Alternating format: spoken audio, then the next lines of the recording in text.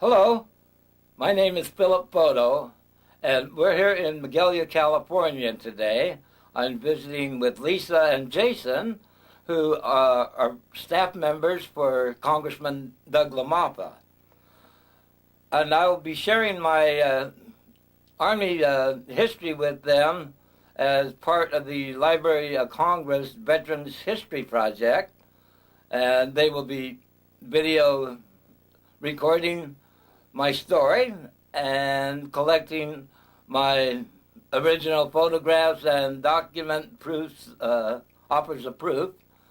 And I think the best way for me to present my military history is by dividing it into chapters. And so if we're ready to get started, I'll start with a short family history bibliography that explains how my family came to be in California. Next page. I'd like to start my story today by sharing how the Foto family happened to come to California, and a little background. In 1891, my grandpapa, Philip Foto, was living in Contessa Entellina, Sicily, with his parents and family. And because of widespread starvation across Western Europe and a blight in the vineyards, the Foto family, along with most of their Contessa Entellina clan, immigrated to New Orleans in 1891, where the Foto family operated the Foto Market on Royal Street, just one block off of Bourbon Street. And on February 6, 1900, my grandpapa married my grandmama, Leonora Lala, at St. Louis Cathedral in New Orleans. And their first child was a son whom they named Antone. And for health reasons, the doctor suggested that Philip get out of the swampy climate in Louisiana and move to a drier climate. So in 1902, Philip moved his family from New Orleans to Los Angeles, California, where my Papa, Luke Foto, was born on the 6th of December, 1902. And my Papa met my Mama, Ione Larson, and she had a small, her son with her at that time, and they were married, and my half-brother, Bernard, served in the U.S. Navy during World War II in the Pacific Theater of Actions. Next page, please. To give logic and reason to some of my later choices and behaviors in my military history, I would like to preface by sharing the following information. I was born in Long Beach, California, February the 6th, 1943. And one of my earliest memories is the day that World War II ended.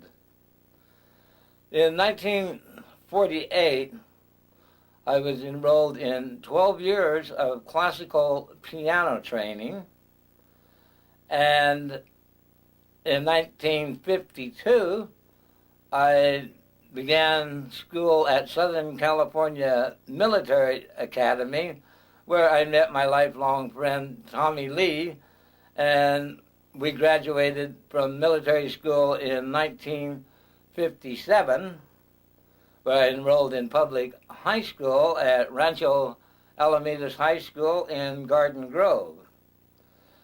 My senior year in high school, I elected to take a typing and business machines class, not realizing I was the first boy in the high school's history to ever enroll in that class, which all the boys reminded me of with the threat of, we don't know what the hell you're trying to pull here, Foto, but you better beat every girl in that typing class or you're going to die.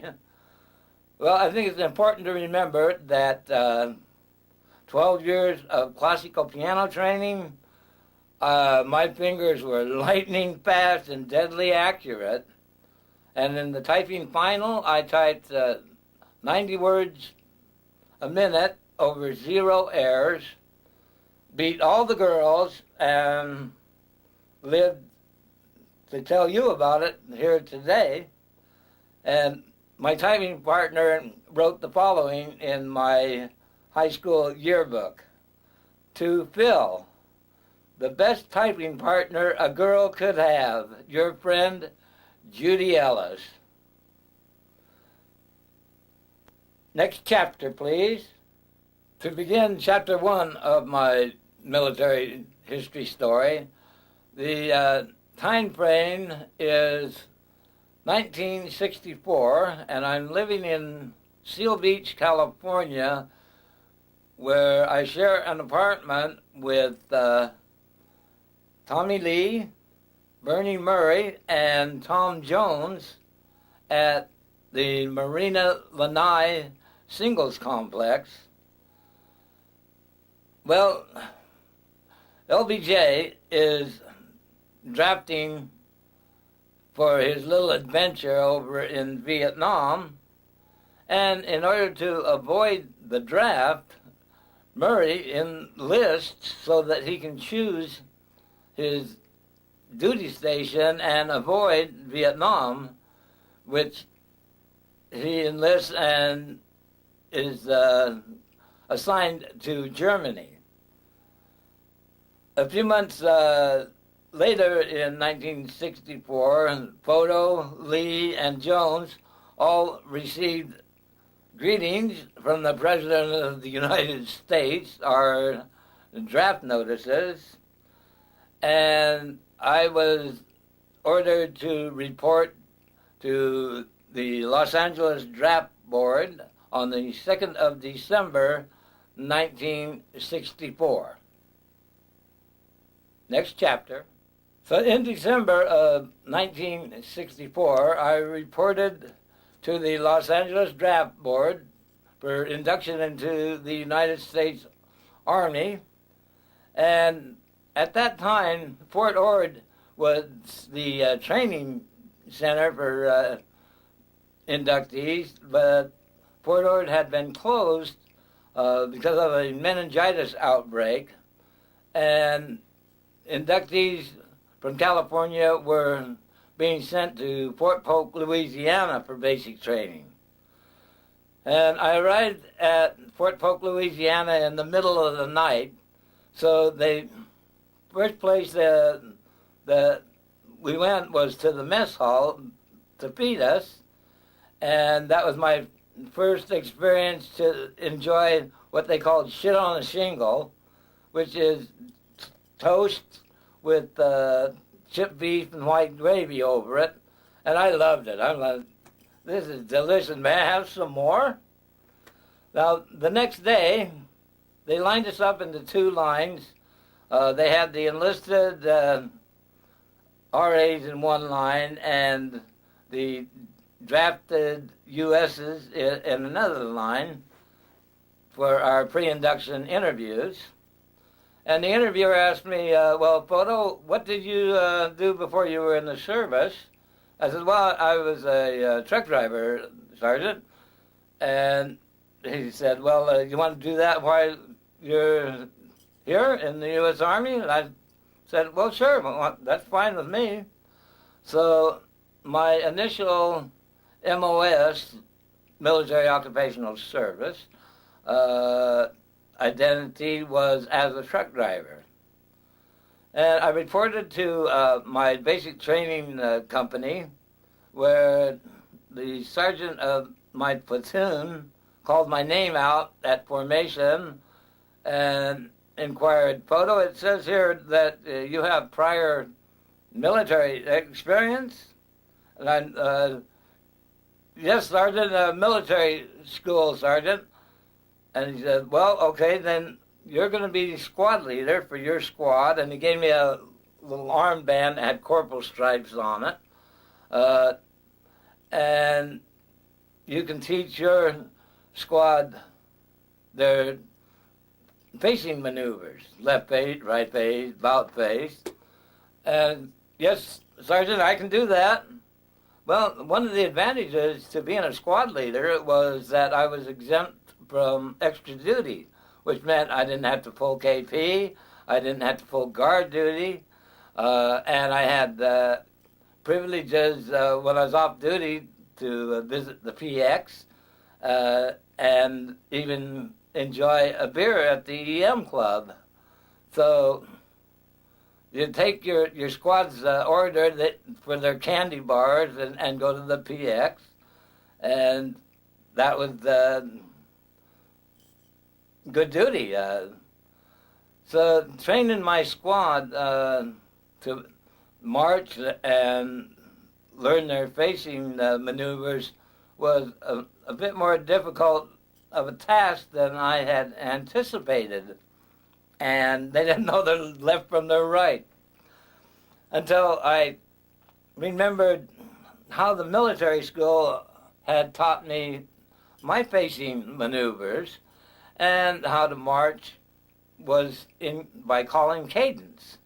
And cadence is sing-along marching. It goes something like this.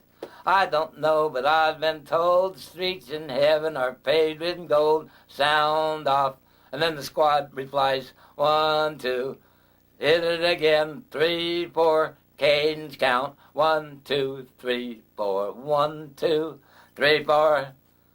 Well, to my amazement, it worked. And they were marching left, right, left in unison everywhere. And I even encouraged them to come up with their own cadence songs, which they enjoyed doing.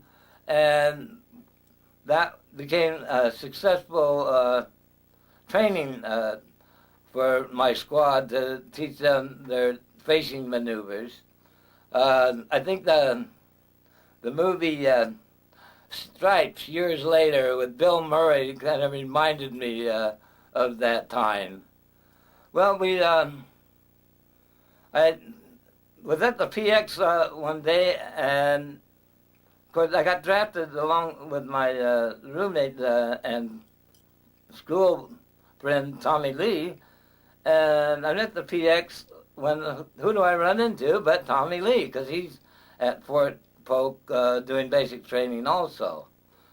And the post was going to close down for the Christmas holiday. So you could either go home on leave for the Christmas holiday, or if you stayed on base, you were guaranteed you would pull guard duty and KP. So both Lee and I decided to take leave for the holidays and go home. We rode the Greyhound bus back to Los Angeles.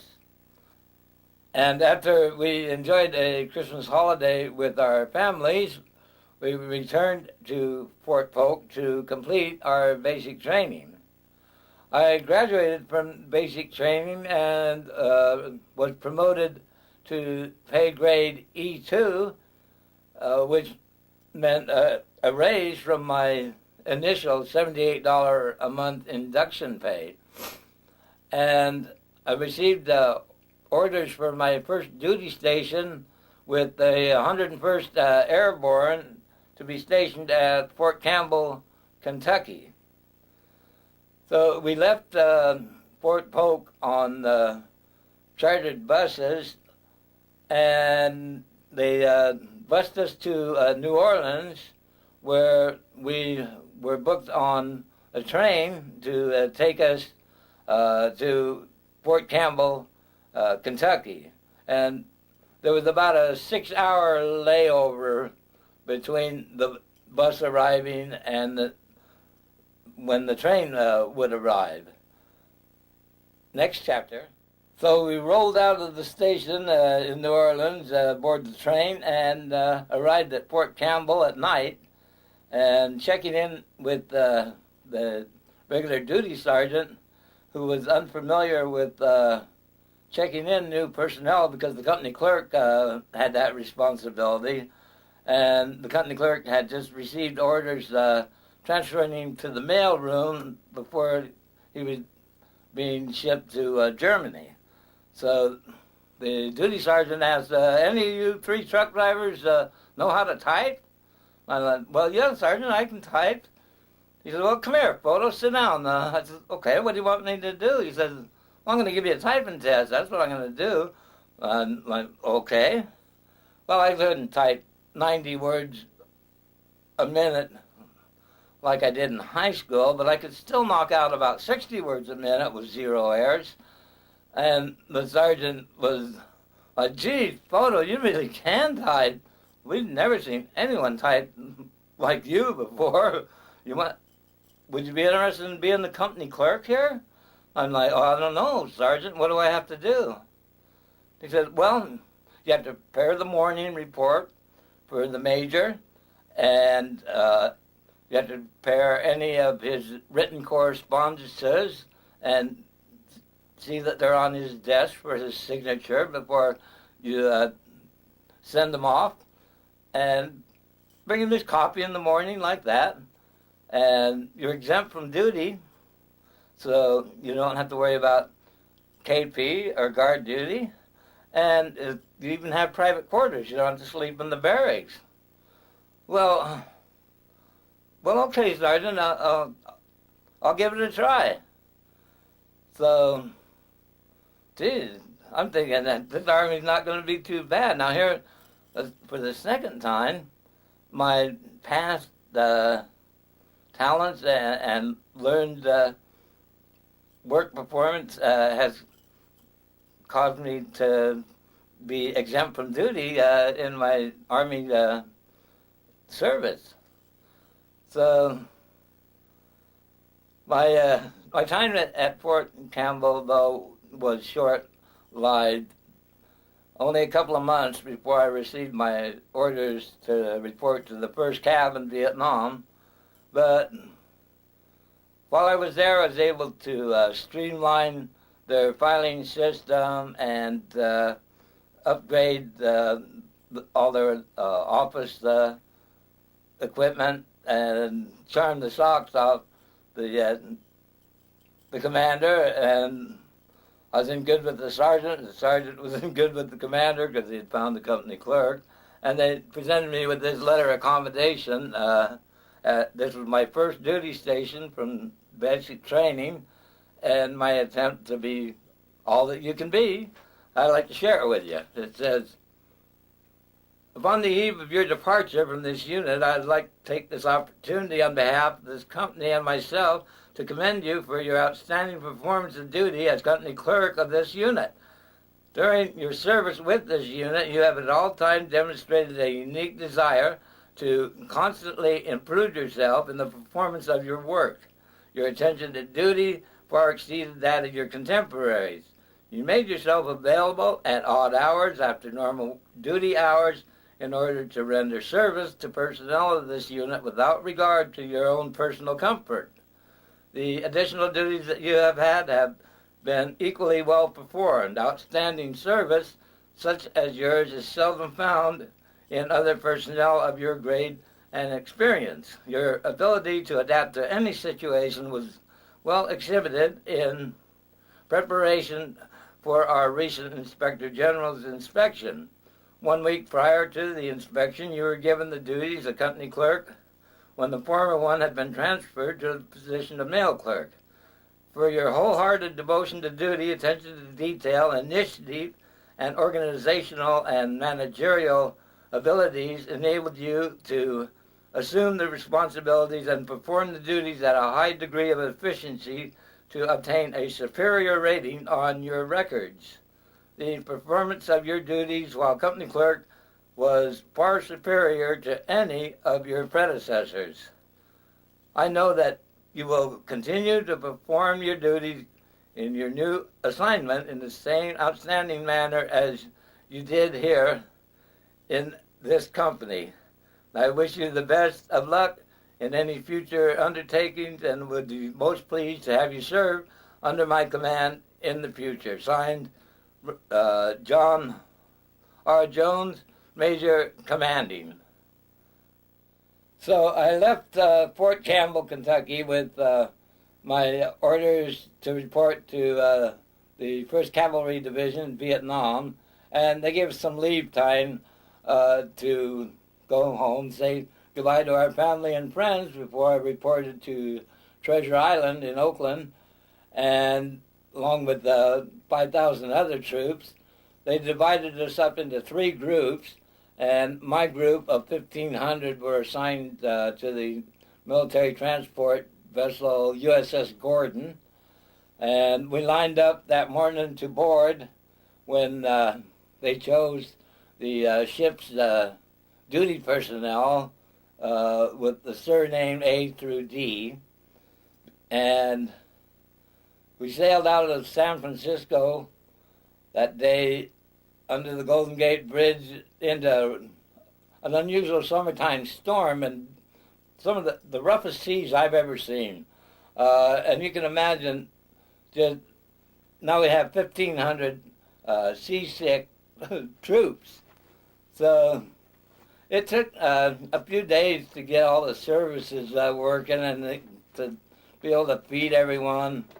And finally, after the 3rd day, we had calm seas. And I remember, I think it was the 25th of May, that the ship's PA system broadcast the Sonny Liston Cassius Clay heavyweight championship fight. And of course, Clay knocked out Liston in the first round of the fight and won the championship. So that was pretty exciting. And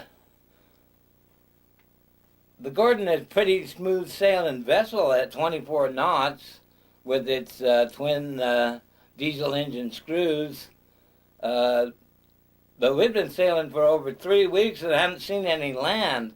And I had some sailing experience being from Long Beach. I'm wondering, hell, you can sail around the world in the time that we've been sailing. Where'd all the damn land? So finally, after 24 days, we docked at Sasebo, Japan, for refueling, which takes 24 hours. And while we were there, the ship announced that the 1st Cavalry Division that we were assigned to was actually still assigned to the DMZ in Korea. And that was where we were going to be offloaded at Incheon Harbor. So that was what they brought us ashore with landing craft, because Incheon Harbor is the shallowest harbor in the world. The distance between high and low tide line is over a mile, so inaccessible to large vessels. Next chapter. What? Korea? I have orders for Vietnam. I don't want Korea. But it's not what I want. It's what the Army wants, account. So they assigned me to Camp Ames, payroll division, as a pay clerk, which I hated. And so while I was there, I told some of my friends, the first Liberty Pass that I get, I'm going to go find a new job. And when I did get Liberty, I remember I walked out the front gate just as a mobile library vehicle was coming by, and a cute little MASH nurse stopped and said, "You want to ride, soldier?" And I'm like, "Well, I'm going to RC1." And she said, "Well, that's where I'm headed. Get in." So I did, and she introduced herself. "Hi, my name's Cotty." "Well, hi, Cotty. I'm Phil." well, what did Phil do the day before he was in the Army? I said, well, Connie, I used to play music and sing folk songs with some friends of mine. I play bluegrass banjo and guitar. And Connie said, did you say you played bluegrass banjo? I'm like, well, yes, I do. She said, Phil, have you ever heard of the Travelers? Travelers? I said, no, I don't believe so, Connie. She said, well, Phil, the Travelers are a folk singing group that are assigned to special services, and their banjo player was just sent back to the States, and they're looking for a banjo player. Do you want to meet him? And I, well, sure, why not? So Cotty introduced me to the Travelers that day, who were rehearsing when we caught up with them, and I met the spokesperson. The leader of the band was Dick Cruz, who said, "Oh, you play banjo, do you?" I said, "Well, yeah, it's been a while, but yeah, I play." And he says, "Well, there's a banjo over there in the corner. Why don't you play us something?" So I'm thinking, hey, this is a pretty good time for some Beverly Hillbillies, Earl Scruggs style, and swimming pools and movie stars. And so I let it rip, and Dick was saying, "Oh, boy, you really do play banjo, don't you?" I'm like, "Well, yeah, it's been a while. I'm a little rusty, but I play." And so we just jammed all that afternoon. I knew all their material already, and even more that they didn't know. And so Dick Cruz asked, "What would you like to do this while you're in Korea?" And I said, "Well, what do I have to do?" He said, "Well, just keep doing what you're doing. When the Special Services Director comes by," and I did, and so the Special Services Director called up the general to announce that she had found their banjo player for the Travelers, and that was how I met the Travelers and became one of the Travelers.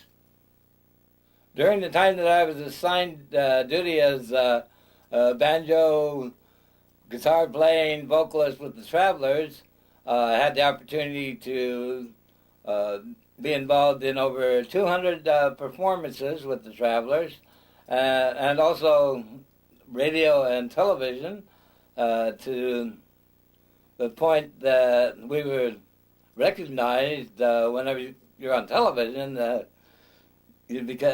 You gain a certain celebrity, so we couldn't travel about the country without being recognized. People knew who we were, and that was a lot of fun. Probably the best duty that any soldier could expect in 1965 was singing folk music with the Travelers in Korea. And while in Korea, my friend Sun was her name. She worked in the Moon Tea House and was teaching me Korean, and I was teaching Sun English. So there's a kind of a little trivia story here. One day I was asking Sun, how do I say American in Korean? And Sun replied, "Niguk." And I'm like, "Well, yes, I understand that you Koreans are the gooks, Son, but I want to know how to say American. What's the Korean word for American? Can you teach me that?" She said, "Niguk." I'm like, "Yes, I know you're the gooks, Son, but I'm asking how to say American."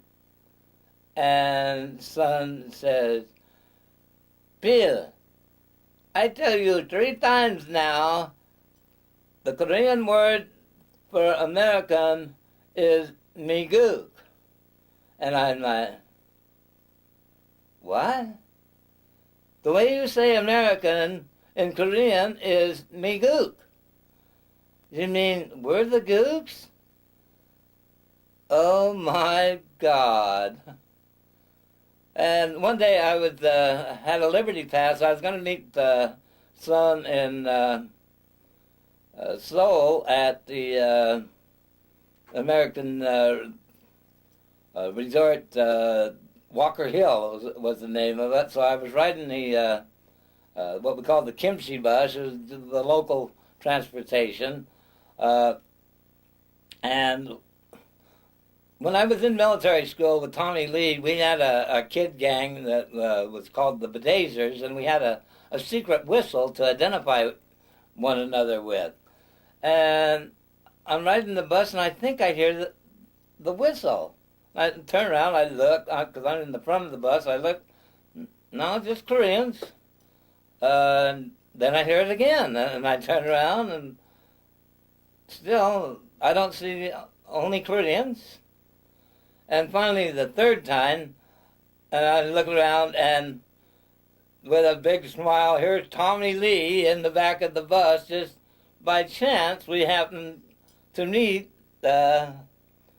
again in Korea, and so the three of us spent the weekend together at Walker Hill, and eventually Tommy Lee ended up being roadie with the Travelers.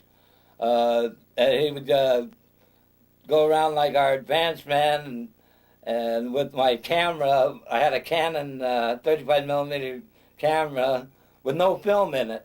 And he'd go around to the club sergeants and say, now, Sergeant, this is my front page report with the Stars and Stripes, and you're going to be my front page story, so this is your chance to really show off your club and look good.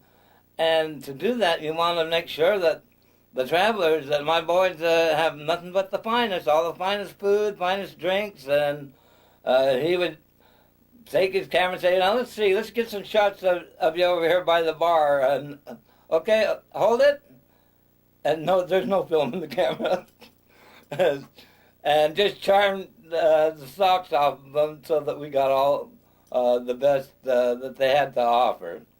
And there were just many different experiences which I'll share with you in a moment. Well, being a traveler was a demanding schedule, and eventually the 1st Cavalry Division did move out of Korea to Vietnam on paper only, and I became a traveler in the now assigned 2nd Infantry Division.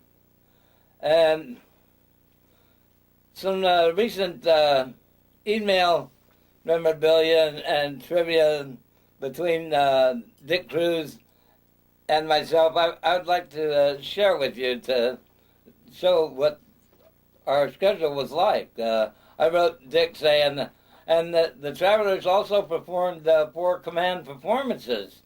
One for the 2nd Infantry Division Commanding General Giles, 2 for South Korean President Park Chung-hee, 3 for the First Lady of American Stage and Screen, Miss Helen Hayes, and 4 for the Vice President of the United States, Hubert H. Humphreys.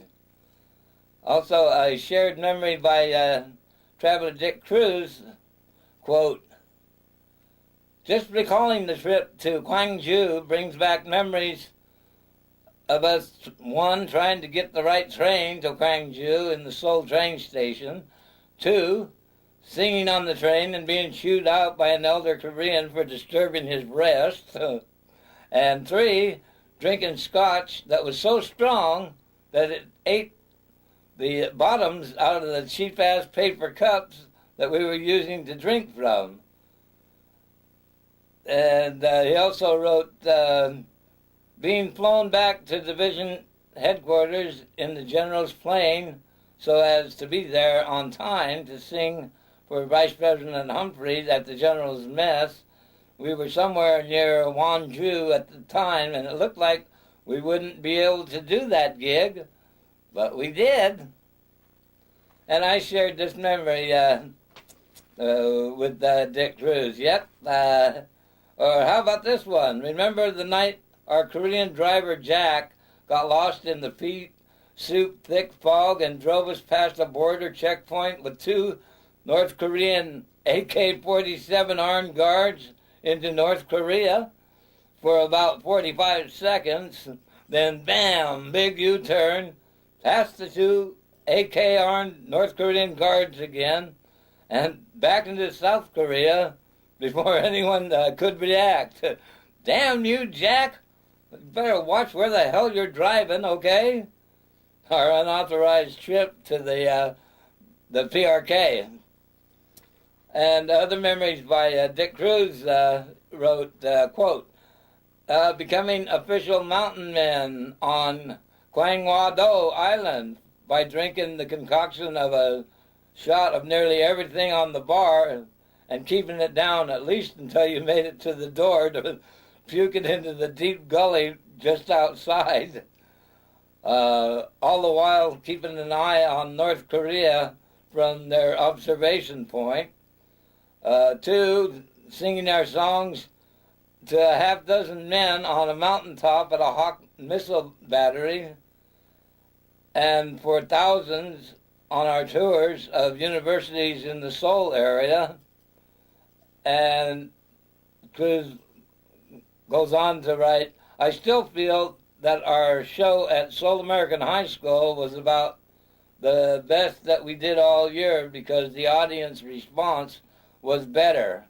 And 12,000 screaming high school kids was bigger than the 1 to 200 audience we were used to. And we responded accordingly. And he writes, glad that one got saved from the lost and found recordings.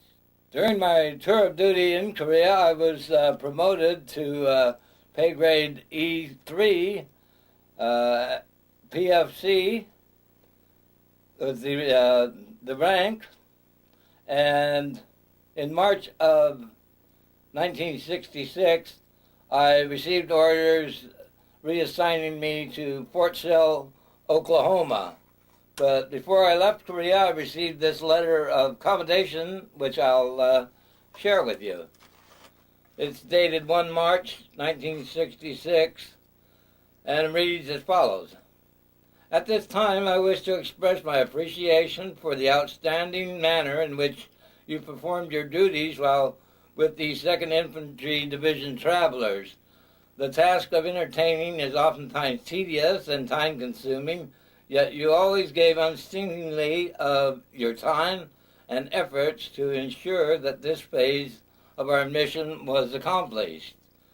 While serving as a vocalist, guitarist, and banjo player with the travelers, you were instrumental in maintaining troop morale, a most important facet of the lives of the United States Army personnel stationed in the Republic of Korea. Also commendable are your efforts in the field of Korean-American relations through numerous performances for Korean audiences. The manner in which you conducted yourself while a member of the 2nd Infantry Division travelers reflects great credit upon yourself, the 2nd Infantry Division, and the United States Army. A copy of this correspondence will be placed in your personal 201 file. Signed, Chester M. Wright, Captain, Infantry. Next chapter. After returning to the United States, I received some leave time to visit with my family before reporting for duty at Fort Sill, Oklahoma, as a personnel manager with the Garrison Company. There, I believe it's 4th Army. And this is where I finished out my final active duty in the United States Army. While at Fort Sill, I was promoted again to E4 Specialist Force class, and I requested an early out to enroll in school at Santa Ana College, which was granted. I was given an 88-day early out and released from active duty in September of 1966 in time to enroll and register for school. As a footnote to my lifelong history with my friend Tom Lee, I've always been amazed how we always end up together. It was never planned, be it fate, destiny, or whatever you want to call it, how that came about. And even today, our friendship of 61 years now, and Tommy Lee lives close by in Chico, just 13 miles away from me at this time. So our friendship continues right now. I just thought you'd like to know. And finally now, in conclusion, to summarize, what have I taken away from my experiences in Korea and in the United States Army? Well, a few notes of interest is I'm amazed that I never had to serve a single day of KP or guard duty while I was on active duty because of the leadership roles that I was assigned to. And my time spent with the travelers and entertaining, I consider my 15 seconds of fame. That was an unimaginable experience that I enjoyed. And I think it's important for all the world to recognize the fact as to why North Korea's current leader, Kim Jong-un, behaves in such a warlike manner, is because a state of war still exists between the two Koreas. Don't forget, it was his grandpapa, Kim Jong-un, that signed the ceasefire that ended hostilities, but no peace treaty was ever negotiated between the two Koreas, and a state of war still exists today.